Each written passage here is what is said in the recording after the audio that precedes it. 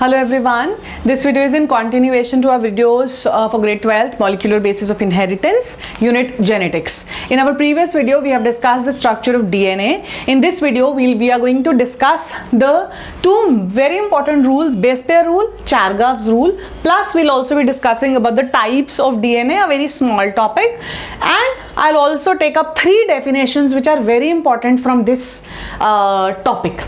So watch the video till the end and you can use these the pointers mentioned here to make your notes for your further studies. We'll start with base pair rule first. Why? Because Chargaff used the information given in base pair rule to frame his give his postulates or his pointers. So what does the base pair rule say? Base pair rule says that the purines always pair with pyrimidines. We have been doing this we did this in grade 11th in the chapter biomolecules, and we have done it in the previous two videos as well, where we said that the adenine is always going to pair with thymine and the guanine is always going to pair with cytosine. Adenine, the purines, and thymine, the pyrimidines. So always remember that a purine, that means this adenine can never pair with guanine. So purine is always going to pair with a pyrimidine, whereas this always remember these two things are fixed. One, a purine will always pair with pyrimidine. Second, that there will be a double bond between adenine and thymine and a triple bond between guanine and cytosine always. What type of bond is this? This is a hydrogen bond, a very weak bond. We will also be discussing this about these bonds in the last when we'll discuss those definitions which I said. So purines always pair with pyrimidines, very important. This is fixed, will not change. Second, there is always a double hydrogen bond between adenine and thymine and a triple hydrogen bond between guanine and cytosine, that is also fixed, will never change. Now according to this, the strands of DNA are complementary to each other.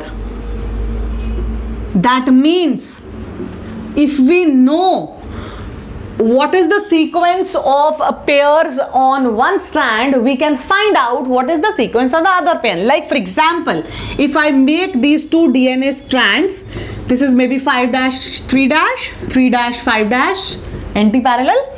So if I just write down, maybe suppose adenine is here, then A again, maybe guanine, then C, maybe T, G. I'm just randomly writing these. Fine. Now we know what is there on one strand. We can find out what is there on the other strand. What will be there, because we know what pairs with what. So it is adenine, so it will be thymine here. Thymine again, guanine, so cytosine, cytosine, so guanine. Fine. So that means these strands are complementary to each other. We can read these strands easily. So this was our base pair rule. Moving on to our next rule, that is Chargaff's rule. As I already told you, that Chargaff studied on the basis of this study, he set forward his own pointers. So the first point which was given by Chargaff was that the amount of adenine is always equal to amount of thymine and the amount of guanine is always equal to amount of cytosine in a DNA molecule. That means, he said, I'll just frame it in my sentence, or you can say like this: adenine and thymine are equal to guanine and cytosine in the DNA strand. If there is 2 adenine, there will be 2 thymine. If there is 2 guanine, there will be 2 cytosine. Fine. So the number is the same. So if 2G, then there will be is equal to 2C. So amount of adenine, thymine, guanine and cytosine remains equal. Second, he said that adenine over thymine is equal to 1, guanine over cytosine is equal to 1. For example, if it is 2, 2, 1, maybe 3, 3, 1. So this was the second pointer given by him, that adenine over thymine is equal to 1 and guanine over cytosine also makes out 1. Next, the pointer given by him was number of purines and number of pyrimidines is equal. Number of purines and pyrimidines in a DNA strand are equal. That means the number of adenine, thymine plus the number of guanine and cytosine in a DNA molecule will be equal. Number, I am saying quantity. So these were the rules which were given in base pair rule and Chargaff's rule. Now we move to the types of DNA. Types of DNA we are going to do here. Now DNA can be classified on the basis of two bases. The first one is, or the first basis of DNA would be on the basis of function. On basis of function, DNA can be trophic DNA and it can be genetic DNA. I'll write here only what are their significance. So trophic DNA is the one which is responsible for appearance of any trait except for the reproduction. It does not take part in reproduction. So not involved in reproduction.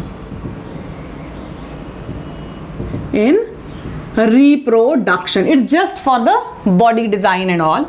Genetic DNA involved in reproduction. So this generally one type of DNA is present in the organisms, but we have exception here. Exception is paramecium. Paramecium has both these DNA. If you remember the structure of paramecium which we did in grade 11th, so there are two nucleus, macro and micro. So there are two genetic material as well, trophic and genetic DNA. So this is our first division. Second division is on the basis of base pairs and turns or coils of DNA.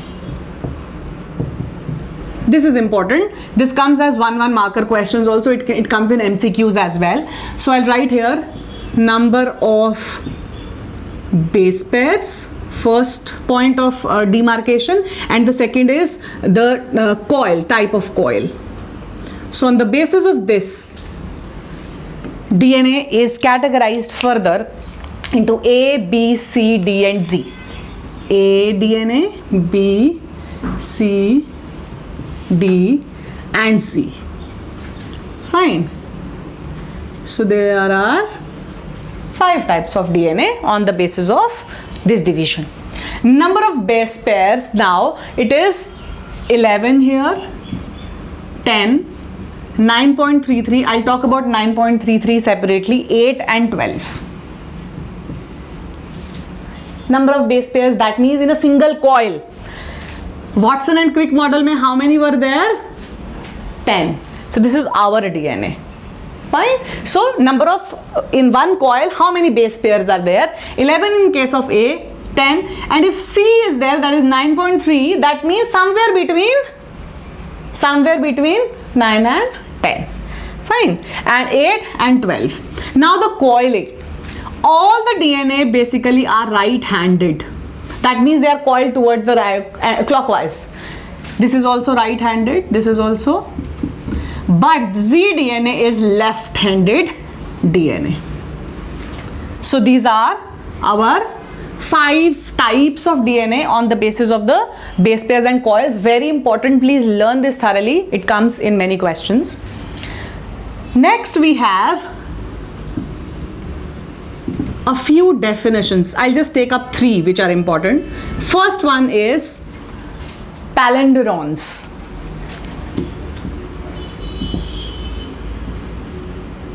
What are palindromes? When we say that the DNA strand is complementary, I said that it's complementary. it is complementary, but you will see that 5 to 3 dash जो read करता है, that will be same when we read it from 3 dash to 5 dash. I'll tell you how. If we make these strands, I'll just, the DNA structure are known as palindromes. Why?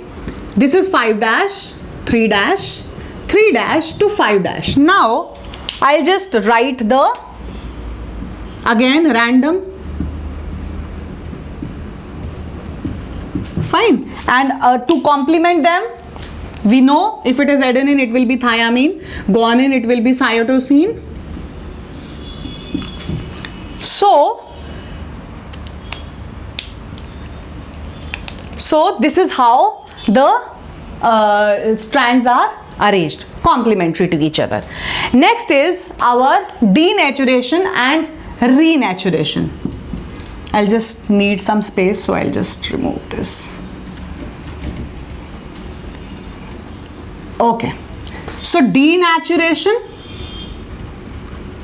it occurs when we are performing experiments in our laboratories. Renaturation and denaturation, you will do in, if you have regular schools, you will do it in your laboratories also when you extract out DNA. So it is denaturation and renaturation. Denaturation is the process wherein the DNA, I told you, I'll talk about the bonds here. So when the hydrogen bonds between adenine, thiamine, guanine, cytosine, as I told you, they are very weak bonds. So they break in on addition of certain chemicals. This process is known as it occurs at a very high or a low temperature as well. So denaturation of DNA takes place when the breakdown of these hydrogen molecules take place. That means DNA changes its shape. Renaturation is on attaining normal temperature again, the bonds, they join in together to form the DNA structure again. So denaturation and renaturation. So this was it about our base pair rule, Chargaff's rule. We have discussed about the types of DNA on the basis of function, on the basis of base pairs and coils. In our next video, we'll take up our next topic of molecular basis of inheritance. So keep watching, liking, sharing, subscribing. Thank you.